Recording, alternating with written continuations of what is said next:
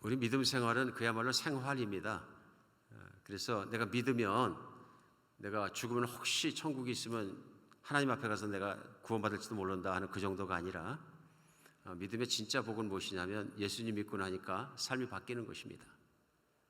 세상이 달라지고요.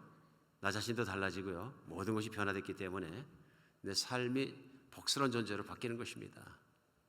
그래서 예수 믿는 것이 얼마나 복된 일인지 모릅니다. 우리는 주일 만날 때마다 말씀 앞에 나가는데요. 말씀 속에서는 하나님께서 그 믿음으로 사는 삶, 복된 삶에 대해서 어떤 삶인지를 조목조목 전해주고 계십니다. 그래서 우리 말씀 앞에서 우리 거울에 비춰보듯이 우리 자신의 삶을 또한 비춰보면서 내가 믿음 생활 속 신앙 생활을 잘하고 있는가 못하고 있는가, 하나님의 주신 축복의 정도를 따라서 내가 걷고 있는가 걷지 않고 있는가, 말씀 앞에 우리를 점검할 수 있습니다. 사도 바울은 우리 주일마다 나누고 있는 로마서 말씀을 통해서 믿음의 정도는 이것입니다. 그래서 복음을 전했습니다. 1장에서 11장까지요. 복음 없이는, 복음을 믿지 않고서는, 복음 안에서는 아니고서는 예수님을 믿을 사람이 없습니다. 하나님의 자녀가 될 사람이 없습니다. 그래서 11장까지는 우리가 어떻게 믿어 하나님의 자녀가 되느냐 하는 복음을 전했습니다. 12장부터는 우리가 계속 주일마다 말씀 나누고 있는 것이, 그러면 그리스도인이 된 사람들은 이렇게 살아라는 신앙생활에 대해서 나누고 있습니다. 믿음 생활에 대해서요. 그러면서 믿는 사람들은 그냥 과거처럼 사는 것이 아니라 이제는 하나님의 자녀가 되었으므로 이제는 하나님의 뜻을 따라 살아가는 것이다. 그러면서 세상을 따르지 않고 하나님의 뜻을 따라 사는 것이 하나님의 사람들, 곧 그리스도인인 것에 대해서 말씀을 전하면서 그 태도를 가지고 살아갈 때 이렇게 살아라 해서 우리가 이웃을 사랑하는 것과 교우를 사랑하는 것과, 우리 지난주에는 심지어는 원수를 사랑하라까지 같이 말씀을 나누게 되었습니다. 세상을 살면서 그리스도인은 선으로 악을 극복하는 사람이다. 선으로 악을 극복하는 사람이다. 그 안에 선함으로 가득한 사람이다. 정말 그렇죠. 우리 지난주에도 나눴습니다마는 내가 미워하는 사람이 있고 원수가 있고 내가 원수 갚은 사람이 있으면 문제는 다른 게 문제가 아니라 내가 악해지는 거죠. 하나님은 우리가 악한 사람이 되길 원치 않습니다. 악하게 사는 것도 원치 않으십니다. 내가 하나님 앞에 악한 존재이고 죄인이었음에도 불구하고 용서받은 것처럼 이제 내가 원수까지라도 내가 용서해 줌으로 말미암아 악을 우리 마음속에 또 인생 속에 담고 살아가기를 원치 않으십니다. 오늘 말씀은 계속됩니다. 오늘 본문이 13장 한 장 넘어서 말씀인데요. 오늘 13장 말씀을 시작하자마자 첫 절이요. 각 사람은 위에 있는 권세들에게 복종하라. 권세는 하나님으로부터 나지 않음이 없나니 모든 권세는 다 하나님께서 정하신 바라. 그러므로 권세를 거스르는 자는 하나님의 명을 거스르미니 거스르는 자는 심판을 자취하리라. 그 말씀입니다. 오늘 시작하자마자 사도 바울이 정말 그리스도인 이렇게 살아라 하고 전하는 말씀 중에 나온 말씀은 우리가 살아가는 동안에 권세의 말에 잘 순종하라입니다. 복종하라. 그 이후로 권세는 다 하나님께로부터 난 것이다. 하나님이 인정해서 세우시고 하나님께로 났다. 그러므로 권세를 거스리는 자는 곧 하나님 명령을 거스린 것이다. 3절에는요. 다스리는 자는 선한 일에 대한 두려움이 되지 않고 악한 일에 대하여 되나니 내가 권세를 두려워하지 아니하리나 선을 행하라. 그리하면 그에게 칭찬을 받으리라. 그가 하나님의 사역자가 돼 내게 선을 베푸는 자니라. 그러나 내가 악을 행하거든 두려워하라. 그가 공연히 칼을 가지지 아니하였으므로 쓰니 곧 하나님의 사역자가 되어 악을 행하는 자에게 진노하심을 따라 보응하는 자니라. 권세 잡은 사람이 그냥 잡은 것이 아니라 하나님께서 하나님으로 말미암아 잡게 된 것이다. 그러므로 그를 두려워하라. 또 권세를 두려워하지 않으려면 선을 행하라. 그래서 어떤 권세에 대해서 복종하는 것을 선을 행하는 것과 이퀄 같은 것으로 오늘 본문은 설명하고 있습니다. 세상을 살아가는 동안에 우리는 권세 아래 살게 됩니다. 우리는 한 번도 권세 아래 살지 않은 적이 없습니다. 권세라는 것은 우리가 미국 오면 미국 법을 따르고 미국 오면 미국 대통령이 있고 미국 법원의 또 판결을 따라야 되고 미국의 모든 걸 따라야 되는 것이 바로 권세 안에 살아가는 것이죠. 오늘 성경을 말씀하실 때 이런 모든 권세가 존재하는 가장 큰 이유는 선을 행하고 그것을 유지시켜서 질서를 유지하고 세상을 바르게 살도록 만드는 데 있다 하는 하나님의 근본적인 권세를 주신 뜻에 대해서 설명하는 것입니다. 그러므로 권세를 두려워하지 않으려면은 그 권세에 순종하라. 그리고 진짜 두려워하지 않으려면 어떻게 되냐? 계속되는 말씀은 5절에요. 그러므로 복종하지 아니할 수 없으니 진노 때문에 할 것이 아니라 양심에 따라 할 것이니라 얘기합니다. 심지어는 권세 아래 순종하고 내가 권세 밑에 순복하는 것은 내 안에 있는 양심을 따라 하는 것이 가장 안전하다까지 설명을 하십니다. 우리 예수님을 믿으면 우리 안에 새로운 양심이 하나 생깁니다. 그것이 뭐냐면 신앙 양심이라는 거죠. 왜 새롭다고 제가 표현한 이유는 예수님을 믿기 전에는 없었던 양심, 예수님이 믿기 전에는 없었던 일입니다. 그러니까 예수님을 믿기 전에는 어떤 일이 나한테 양심에 안 걸렸는데 내가 예수님을 믿기 때문에 덜컥 양심에 걸리는 일이 생깁니다. 이거 신앙 양심이다. 믿음으로 말미암아 생긴 양심인 거죠. 보통 사람들은 양심에 안 걸립니다. 그러는데 신앙인에 의한 걸리는 양심이 또 따로 있습니다. 무슨 얘기냐면 하나님의 말씀이 있기 때문에 그런 거죠. 하나님이 내 안에 계시고 하나님의 뜻이 있는 것을 알기 때문에 그것을 거역했을 때 내 양심이 덜컹 하고 우리를 건드는 것입니다.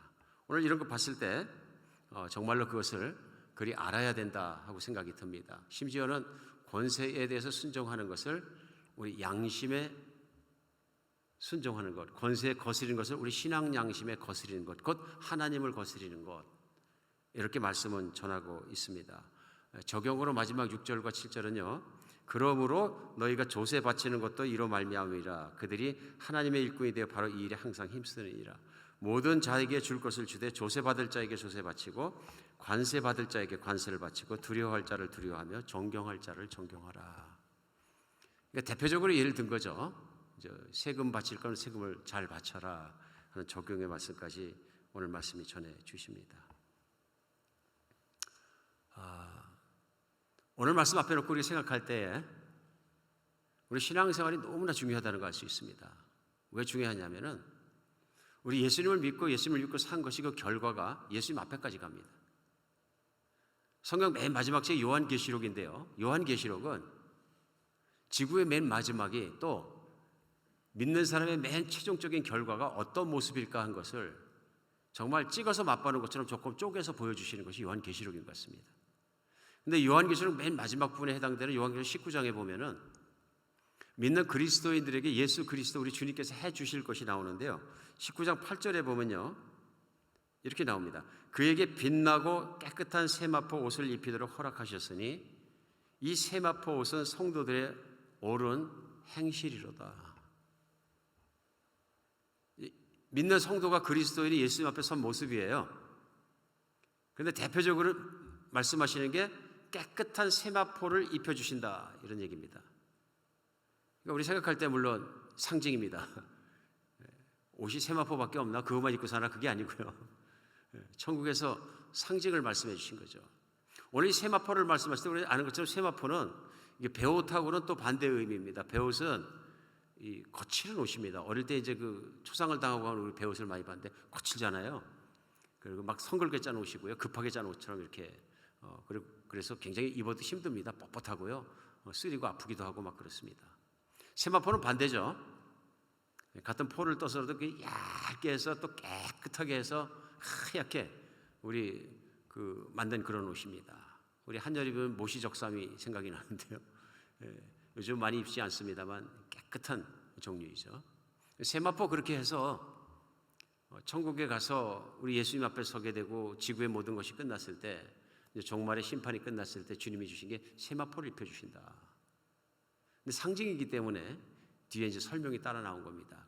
세마포가 뭐냐면 이 세마포 옷은 성도의 옳은 행실이로다 하고 설명합니다. 여기 행실이 나옵니다. 행실하니까 아시겠죠? 삶입니다. 어떻게 살았느냐 하는 것입니다. 그러니까 우리는 왕왕 생각할 때 내가 예수 믿고 구원 받았다. 그리고 난 천국 간다. 그리고 거기까지만 생각할 때가 많습니다. 그리고 나머지는 생각을 안 하는 거죠. 근데 오늘 성경의 마지막 말씀까지 놓고 봤을 때 우리는 마지막에 예수님 앞에 서게 되었을 때 내가 예수님을 믿은 순간부터 시작해서 예수님 앞에 서는 순간까지 모든 것을 다 믿음이고 그것이 다 신앙생활로 포함이 됩니다. 근데 여기서 중요한 게 옳은 행실이라는 말씀으로 그것을 설명하신 거예요. 반대로 옳은 행실은 곧 하나님의 말씀을 따라 바르게 산 사람에게, 삶이 바른 사람에게 주어지는 것이 세마포라는 것이죠. 하나님께서 인정해 주시는 거룩하신 자리에 선 것이죠. 그래서 우리의 구원은 예수님을 믿는 순간에 구원된 것입니다. 깨끗해졌어요. 예수님의 보혈로 말미암아 내가 믿음으로 말미암아 죄로부터 깨끗해지고 하나님의 깨끗한 세마포를 입기에 합당한 자녀가 되었다입니다. 근데 거기서 끝나는 것이 아니라 내가 주님 앞에 서는 날까지 삶이 걸어가는 여정을 남겨놓고 있다는 것입니다. 그래서 성경 안에서 예수님께서 교회를 향한 간절한 바라심이 있는데요. 요한계시록은 그래서 사도 요한을 불러올리시고 그리고 메신저들을 통해서 교회에도 말씀을 주시고 강조한 말씀이 있습니다. 그리고 요한계시록에 강조하는 예수님 말씀은 뭐냐면요. 이기는 자가 되라입니다. 세상은 더럽고 세상은 유혹스럽고 세상은 핍박하고 세상은 너희를 힘들게 하겠지만 그래서 너희가 세마포 입기에는 합당하지 아니한 자로 만들려고 하겠지만 이기고 깨끗하게 서라는 것입니다. 근데 여기 이기기 위해서 이기는 자에게 중요한 것이 무엇이냐면 성도의 옳은 행실로 살아가는 것이거든요. 근데 오늘 말씀 로마서 13장 1절로 7절 말씀은 그런 면에서 우리에게 굉장히 중요한 말씀입니다. 세상을 살아가면서 내가 권세를 어떻게 받아들이고 내가 그것을 어떻게 행하느냐에 따라서 악해질 수 있다는 얘기고 더러워질 수 있다는 얘기입니다. 오늘 그렇기 때문에 그런 면에서는 얼마나 중요한지 모른다 하는 생각이 듭니다. 오늘 권세에 대한 얘기가 나왔습니다. 그러면서 권세는 우리가 알 수 있습니다. 권세는 물론 위에 있습니다. 우리 개인 위에 있고요. 그 권세는 우리의 삶을 이렇게 한정하거나 규정할 수 있습니다. 우리의 삶과 연관이 직접 있습니다. 그러다 보니까 권세가 어떤 것을 결정할 때마다 우리가 반응할 수 있습니다. 오늘 말씀 가운데 권세는 하나님으로 말미암아 난 것이니 순종하라 말씀하거든요. 물론 이 말씀이 어렵습니다. 어떤 면에서는 어렵기 때문에 잘못 적용해서 이 말씀으로 말미암아 심지어는 독재자들이 좋아하는 말씀입니다. 세상에서 정치하면서 독재하는 사람들이 로마서 13장 1절로 7절만큼 많이 인용한 것이 없습니다. 한국에서나 세계적으로 다 똑같습니다. 한국에서도 한창 독재가 있고 뭐 어떤 정권이 군사 정권이 있을 때 야당을 핍박하거나 그럴 때 여당의 그 총리 되신 분이 이 말씀을 자주 이렇게 인용하죠. 물론 천주교 신자니까 그렇게 하셨던 것 같은데 성경에 로마서 13장에 나와 있지 않느냐. 데모하고 그러지 말고 무조건 대통령에게는 무조건 복속해라. 이렇게 말씀해서 교회들도 말 잘 들어라. 이렇게 말씀하셨던 기억이 나는데요. 이거 좀 생각해 볼 필요가 있습니다. 그런가 하면 아주 혼란의 시기를 지나갈 수도 있습니다. 일제강점기 36년 동안에 그런 일들이 많이 일어났는데요. 물론 일제강점기를 겪으면서 참 어려운 시기를 만난 거죠. 그랬을 때 교회가 혼란해질 수 있습니다. 그 당시에는 일본 사람들이 천황을 숭배하라고 우상 숭배를 앞에 놓고서는 교회에 명령을 했는데요. 이랬을 때 어떻게 해석하느냐 하는 문제가 대두된 것입니다. 그래서 로마서 13장에는 위에 권세에 순종하라 그랬으니까 일본 강점기니까 일본 천황이 시키는 대로 천황을 우상으로 숭배하는 게 맞다. 절하는 게 맞다. 이렇게 결정한 교단들은 거의 모든 장로교가 다 그렇게 했던 것 같은데 당시에는 기장을 빼고 다 그렇게 한 것 같습니다. 그래서 경배를 하게 되죠. 앞서서 경배하게 되고 침례교는 또 경배를 하지 않는 교단은 또 결과를 감당해야 됩니다. 핍박을 받게 되죠. 많은 세월이 흐르고 나서 지금 교회에 물어볼 때 우리가 물 때 그러면 그런 상황에서는 천황을 경배해야 되냐? 답변은 확실합니다. 100% 아니다인 거죠. 오늘 말씀을 앞에 놓고 봤을 때 그런 말씀 속에 권세를 순종하라는 무슨 말씀이냐 하는 것을 부딪히는 걸 우리는 금방 느낄 수 있습니다. 이런 속에서 이게 단순하게 받아들이기는 그냥 쉽지 않다는 생각이 듭니다. 교회에서 권세는 무조건 순종해야 되고 정권은 무조건 순종하는 얘기를 듣고 젊은 피에 끓는 우리 교회 다니던 교인들이 이런 교회 안 다니고 이런 신앙 내가 안 간다 그래서 치료가 나간 사람조차도 수없이 많습니다. 이런 면에서는 오늘 말씀을 우리가 곰곰이 생각하고 잘 생각할 문제입니다. 우리가 바르게 해석하고 바르게 이해하기 위해서는 제일 먼저 이 말씀을 썼을 때 배경을 좀 알아야 합니다. 그 배경이 뭐냐면 사도 바울이 로마서 13장 속 로마서를 썼는데요. 사도 바울이 1차, 2차, 3차에 걸쳐서 선교 여행을 합니다. 10여 년 이상 걸쳐서. 아마도 로마서를 썼을 때는 마지막 3차 여행이 다 끝나갈 무려 그리스 지역에 있던 아마 고린도 지역에서 편지를 썼다고 믿어집니다. 그때 이 편지를 쓰면서 상황이 무슨 상황이냐면 우리가 아는 것처럼 로마가 지중해 일환에 있는 큰 제국을 건설해서 유대인들도 속국이 되어 있는 상태입니다. 강점하에 있는 거죠. 그래서 유대인들 중에서 반감을 가지고 반발하는 사람들이 많았습니다. 열심당원이라 그래서 단검을 품고 다니면서 골목에서 로마군을 1대1로 만나면 몰래 찔러 죽이는 사람들도 있고 이런 열심당원들이 있었을 때입니다. 뿐만 아니라 2차 전도 여행 때부터 보면은 만난 사람이 있습니다. 누구냐면 로마에서 도망 나온 사람들입니다. 대표적으로 브리스가와 아굴라라는 부부를 만나게 되는데요. 당시 로마 황제가 유대인을 다 쫓아내니까 쫓겨나온 사람들입니다. 우리 왜 쫓겨나는지 압니다. 그때 배경이 누구냐면 황제가 네로였던 거죠. 다른 거 몰라도 우리가 네로가 악한 사람이라는 걸 압니다. 정권이 코너에 몰렸는데요. 왜 그러냐면 기름을 쌓는 곳에서 불이 나가지고 로마시 전체가 화재를 못 끄고 다 닥치닥치 붙었으니까 아파트처럼 다 타는 큰 화재를 당했는데 요즘 팬데믹도 그런 게 있잖아요. 너무 많은 사람이 죽으면 누군가 정치적 책임을 져야 된다. 금방 얘기 나오잖아요. 그래 로마 황제까지도 자리가 들썩들썩한 시점에서 그거를 기독교인에게 떠넘겼다는 것입니다. 그렇게 생각하면 그로 말미암아 수많은 그리스도인들이 순교당하고 죽고 쫓겨나가고 핍박을 당하고 어려운 때거든요. 이런 상황을 겪고 있는 배경으로 봐서 사도 바울이 전할 때에 어떻게 전하는 것이 맞냐? 로마와 싸우라, 독립을 쟁취하라 이렇게 현실적으로 이야기할 수도 있고요. 말 안 하고 그냥 잘 모르겠다 침묵할 수도 있습니다. 난처하거든요. 그런데 오늘 13장에서는 분명히 얘기합니다. 위에 있는 권세는 하나님이 세우신 것이니 권세에 순종하라. 로마에서 쫓겨내느냐? 그러면 나와라. 그런 뜻이죠. 근데 이렇게 말하고 있는 사도 바울도 각 지역을 선교 돌아다니면서 많은 핍박을 받았습니다. 어떨 땐 죄도 없는데 빌립보에서 끌려 들어가서 두드려 맞기도 하고 감옥에 갇히기도 하고 말도 안 되는 심판을 받기도 하고 이런 억울함을 많이 당했습니다. 그럼에도 불구하고 그는 권세에 순복하라 얘기합니다. 왜 그럴까요?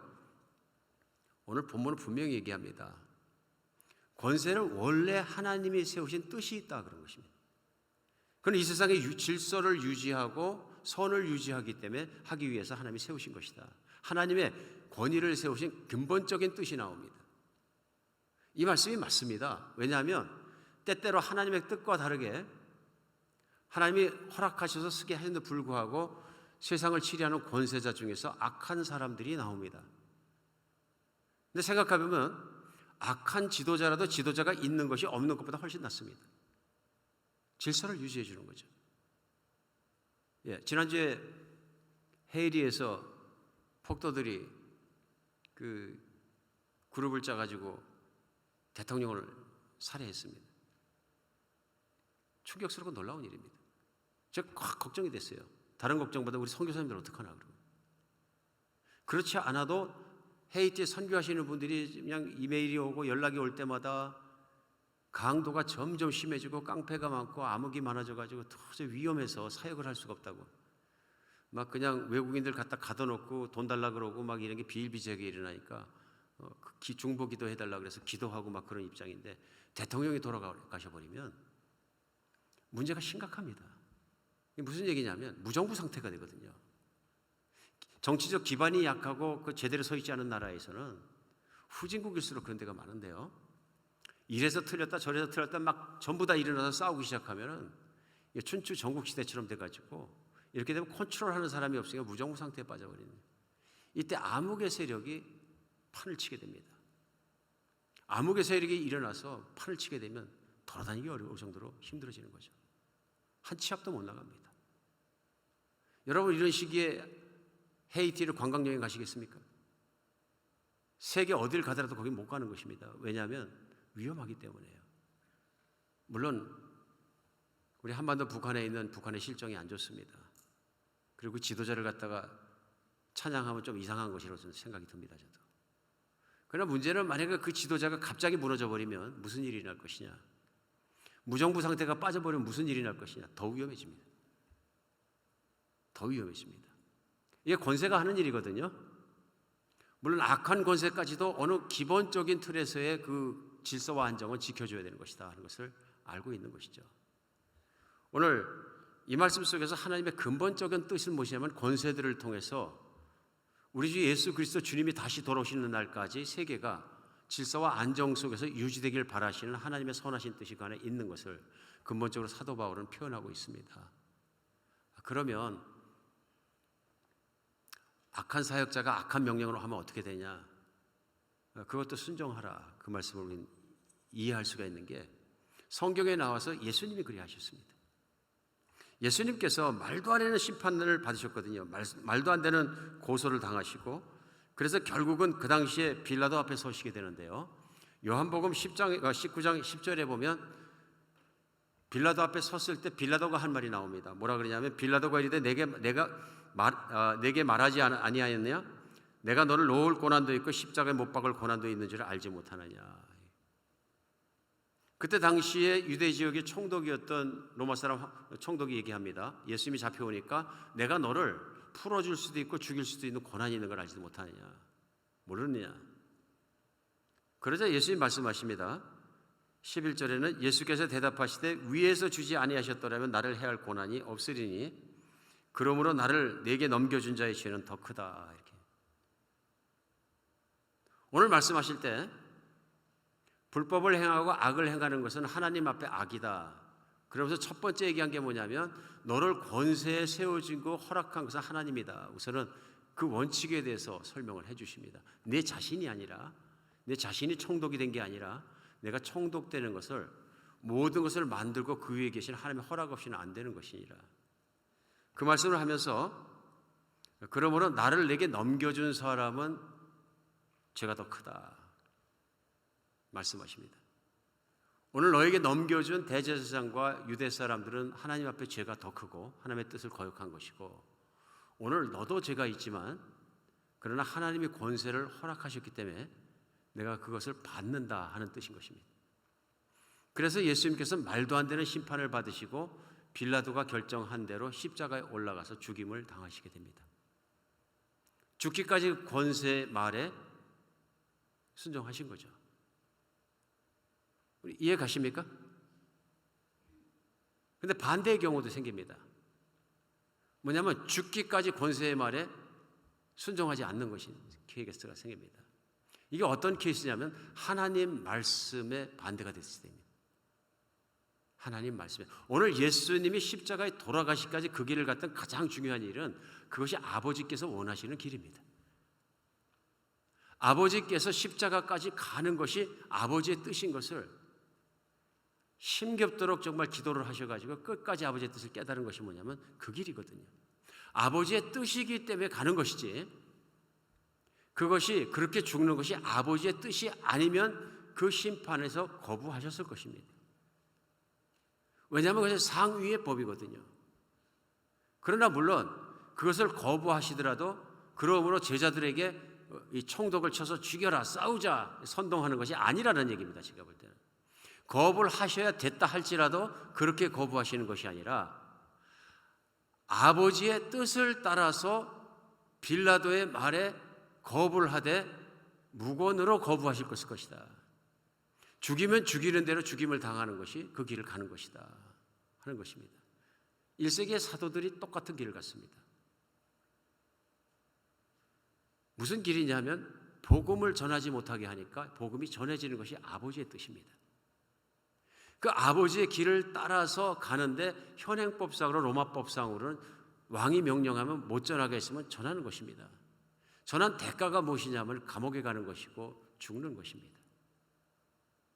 그러면 현실에 있는 권위가 결정하는 법의 대가에 대해서 자기의 대가를 치르더라도 아버지의 길을 걸어가는 것, 이게 믿음의 삶, 옳은 행실이다 하는 것입니다. 그러나 기독교인이 이런 총독은 가르쳐 버려야 한다고 막 그냥 사람들을 선동하고 전쟁하고 그래가지고 싸우는 것과는 다른 문제입니다. 그리스도의 싸움은 하나님 나라의 싸움은 여태까지 힘으로 이루어진 적이 없습니다. 힘으로 들러 엎어서 된 적도 없습니다. 예수님의 철저한 길입니다. 오직 그리스도의 길은 하나님의 나라는 순종함으로 하나님의 말씀을 따름으로 일어났다는 것입니다. 권세를 세우고 권세에게 순종하고 그대로 가는 것이 하나님의 뜻이면, 그러나 하나님의 뜻이 분명하면 거기에서 목숨을 바쳐서 그 길을 가야 된다는 것입니다. 일제강점기에 왜 천황에 대한 정말로 그 우상숭배가 나타나느냐? 그 선택입니다. 일본을 들러엎어라, 그렇게는 하지 않더라도 우리 하나님의 뜻에 따라서, 하나님의 뜻을 따라서 예수님을 믿고 전도하고 예수님을 믿는 것을 반대했을 때는, 또 우상을 숭배하는 것이 하나님의 뜻이 아닐 때는 하나님의 뜻을 따라야 합니다. 하나님의 뜻을 따라서 당시의 현행법이었던 일본 사람들의 법에 따라서 감옥을 가고 심지어는 죽기까지 된다면 그 길을 가라. 우리 생각하실 거예요. 그럼 하나님이 왜 이렇게 불의한 길을 따라가서 자녀들을 빨리 죽고 고통당하고 그렇게 만드시나? 하나님께는 우리가 이 땅에 살아가는 시간은 번갯불 반짝하는 순간입니다. 성냥불 한번 켜는 순간이고요. 영원과 우리의 삶을 비교해 볼 때 그렇습니다. 그래서 예수님도 그 고난을 당하시고 끝까지 이 땅에서 하나님 말씀을 따라 사셨으니 그것을 영광의 길로 하나님 보시는 겁니다. 우리가 인생을 살아가면서 너무 많은 것들을 우리가 이론과 우리 합리성과 우리 타당성을 따라서 사고하기 때문에 우리 하나님의 메시지를 잘못 해석하거나 놓쳐버릴 경우가 많이 있는 것 같습니다.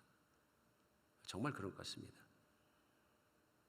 오늘 하나님의 법에 따르기 위해서 고통당할 수도 있다. 내가 하나님의 법에 따라서 우상을 숭배하지 않기 위해서는 현행법에 따라서 내가 감옥에 가야 된다면 감옥에 간다. 감옥에 가지 않으려고 내가 몸부림치는 것이 아니라 내가 순순히 감옥에 가겠다. 그런 내가 하나님의 말씀을 따라 살겠다. 이게 믿음이라는 것이죠. 이게 믿음 생활이고 이게 옳은 행실이라는 거예요. 오늘 여러분과 나누고 싶은 것은 우리도 이렇게 살아야 된다는 것입니다. 오늘날 우리가 살아가면서 가장 피부에 닿는 것이 뭐냐면요, 그냥 가까이 가는 것이 일상입니다. 일상 속에 다가와 있는 권세입니다. 여러분, 우리 나가면 바로 권세에 부딪힙니다. 권세 최종단에 와 있는 것은 경찰관들 아닙니까? 이제 당장 예배를 끝나고 나면 차를 운전하고 나갈 텐데, 차를 운전하고 나갔다가 동네에서 45마일 조인데 55마일로 조인을 가면 경찰이 세웁니다. 대가를 치르죠. 대가를 치르죠. 권세에 순종하지 않았기 때문에 그렇습니다. 근데 만약에 경찰이 없고 경찰이 열심히 단속을 안 하면 폭주족이 나타나고 뭐 다 나타나가지고 무서워서 길에 나갈 수 없을 거예요. 맞습니까? 여러분, 우리 무서운 데 갈 때는 경찰이 있는 것이 얼마나 위안이 됩니까? 얼마나 위안이 되고 좋습니까? 이게 권세의 힘이거든요. 그 질서가 유지되는 것이군요. 그럼에도 불구하고 우리는 때때로 빨리 가기 원합니다. 왜 그렇습니까? 과거의 흔적이 안 지워져서, 옛날의 패턴이 안 지워져서 조급하거든요. 여러분, 하나님 깊이 믿지 않으면 다 조급합니다. 다 조급해요. 이제 부끄러운 것이 예수님 믿기 전에 제가 세상에서 제일 조급한 사람 중에 하나였거든요. 왜냐하면 서울 시내에서 젊을 때 운전을 하면서 저를 이긴 사람이 거의 없었어요. 그러니까 다들 그랬어요. 택시 운전사보다 훨씬 운전을 잘한다. 그러면 또 으쓱해서 칭찬인 줄 알고 그걸 좋아했던 어리석은 때가 있었어요. 그것도 또 우리 장모님을 한번 오신다고 조심해서 갔는데도 장모님이 이렇게 보더니, 아유, 자네는 택시 운전사보다 운전을 더 잘해 그러시다. 큰 칭찬인 줄 알았어요. 예수님 믿고 나서 보니까 그래서는 안 되는 거였더라고요. 그래서는 안 되는 거였어요. 그랬더니 한 분을 모시고 가는데 그분이 점잖은 분이셨는데 점잖게 또 칭찬하시더라고요. 내가 보니까 준맛이네요 그러더라고요. 그래서 아유, 칭찬이죠. 그랬더니 운전 잘하네요 그러더라고요. 제가 뭐 짧게 했지만 또 조종사 출신이잖아요. 뭐 기계 다루고 그런 거 좀 잘하니까 자랑하고 다닌 거죠, 젊을 때. 그분이 설명해 주시더라고요. 준마가 왜 준마가 되시냐 아십니까? 그래서 예, 그랬더니 준마는 다른 말 엉덩이 보는 걸 죽기보다 싫어합니다. 경쟁심이 그렇게 세다는 얘기죠. 죽으면 죽었지 엉덩이 못 본다 그런 얘기죠. 그래서 준마가 됩니다. 뭐 그렇게 바쁘십니까? 그러더라고요. 그 말씀 듣고 생각해보니까 제가 늘 바쁘게 살아요. 예수님 믿고 나서 생각해보니까 무슨 인생을 그렇게 바쁘게 살았나. 애들 볼 시간도 없고 와이프 볼 시간도 없고 누구도 볼 시간도 없을 만큼 미친 듯이 살았나. 그 이유는 한 가지예요. 짧은 세상 빨리 출세해서 빨리 누리고 죽어야 된다. 거기에 몰리니까 다 빨라지는 거예요. 예수님 믿고 맥이 탁 풀어져가지고요, 이제는 진짜로 빨리 갈 필요 없다. 내가 영원히 살 건데. 욕심도 없어지니까 예전에 가졌던 돈 많이 벌고 싶은 생각도 없어지고 하니까 천천히 되게 되더라고요. 아직까지 옛날 습관이 가끔 나올 때가 있는데요. 그럼 사모님 뒤에서 그러죠. 왜 이러시나 오늘은. 예수 믿고 나서 하도 천천히 하니까 어떤 토를 내는데 맨 긴 줄에 가서 가만히 앉아 있었더니 우리 딸이 어릴 때 막 화가 나가지고 아빠 do you like a longer line? 하더니 눈물 철철 흘리고 막 소리 질러.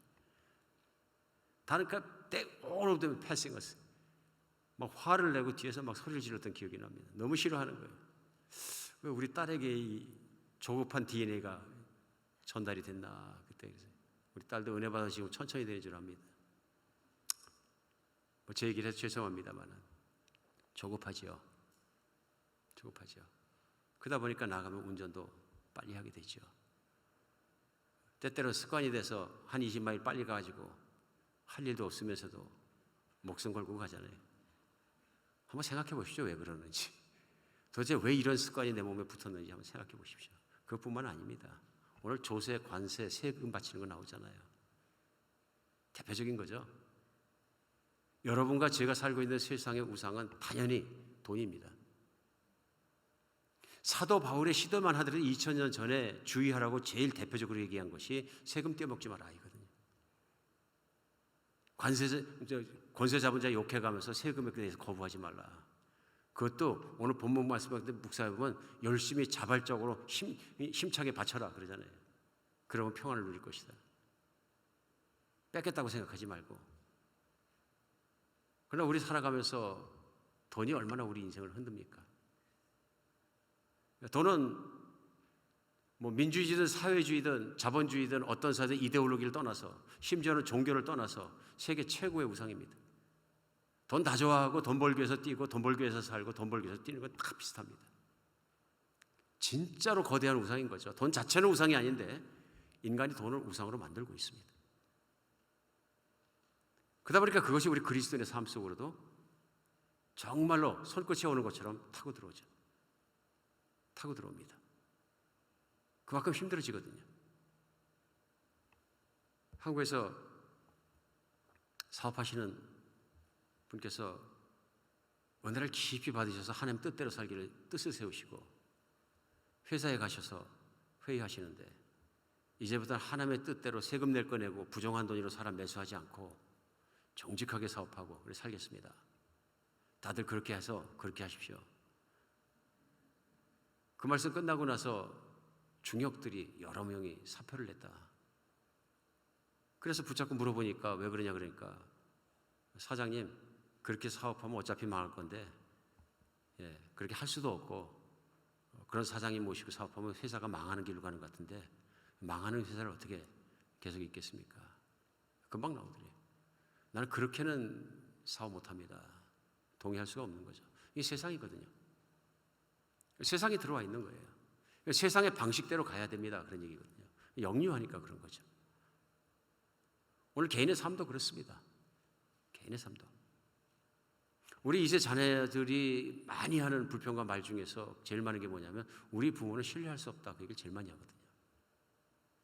물론 부모는 얘기합니다. 내가 힘들게 이민 와서 너를 위해서 비즈니스하고 너를 위해서 좋은 동네 살고 좋은 학원에 있고 좋은 학원 보내고 너를 어떻게 내가 사랑해서 그 모든 걸 베풀어줬는데 너 나한테 이렇게 하냐 할지라도 자녀들은 솔직한 심정에 나 우리 부모님 믿지 않습니다. 그 가장 큰 이유가 뭐냐면 위선과 불법을 행하는 겁니다. 우리 부모님이 세금을 떼먹는 것 같다. 자녀들이 미국에서 큰 자매들은 지독하게 싫어합니다. 우리 부모가 위선이 있는 것 같다. 동네 단체는 이런 거 잘 안 하고 뭘 발런티하고 참여하는 건 진짜로 안 하면서 나라에서 나오는 무슨 혜택이 있다면 거짓말 하면서도 쫙쫙이 받으려고 그렇게 하는 것 같다. 여러분 세상에서 제일 중요한 걸 잃어버립니다. 내가 좀 이익 봤을 줄 모르지만 자녀를 잃어버리는 것 같습니다. 신뢰를 잃어버립니다. 자녀가 보고도 판단하는데 하나님이 쳐다보시니까 그렇게 살면 안 된다는 거죠. 내 양심이 울리면 안 된다는 거죠. 오늘 우리 삶 속에서 뭘 많이 모으고 누리고 사는 것보다 중요한 것은 하나님 앞에 옳은 행실로 살다가 주님 앞에 서는 것이죠. 세금을 내는 걸 권세면 권세대로 따라가야 된다 그런 것이죠. 우리가 제일 어쩔 때는 하찮게 생각하는 것 중에 하나가 우리 같이 살고 있는 서브디비전 레귤레이션이잖아요. 애틀란타에는 서브디비전이 다 있으니까 서브디비전 살다 보면 홈오너 어소시에이션에서 나온 레귤레이션 규정이 있습니다. 이제 특별히 한국에서 오신 분들은 그것이 타이트한 데서 안 살아보셨기 때문에 제일 먼저 몰라서도 법을 어깁니다. 많은 분들이 굉장히 곤혹스러워하십니다. 왜 대관절 내 집을 내가 내 돈 주고 사가지고 내 집 벽을 페인트를 내 맘대로 못한다는 얘기입니까? 화가 나십니다. 나는 이런 색 싫어하고 이런 색 좋아하는데 왜? 그래서 확 칠해버리시죠. 무슨 일이 납니까? 편지 날라오기 시작합니다.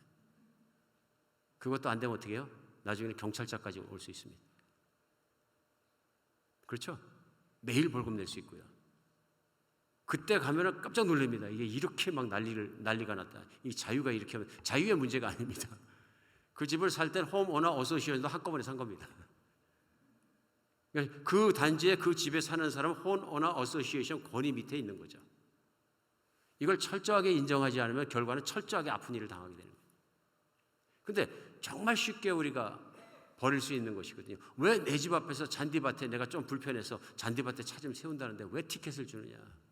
홈오너 어소시에이션 규정상 싫다는 거거든요. 이해 가십니까?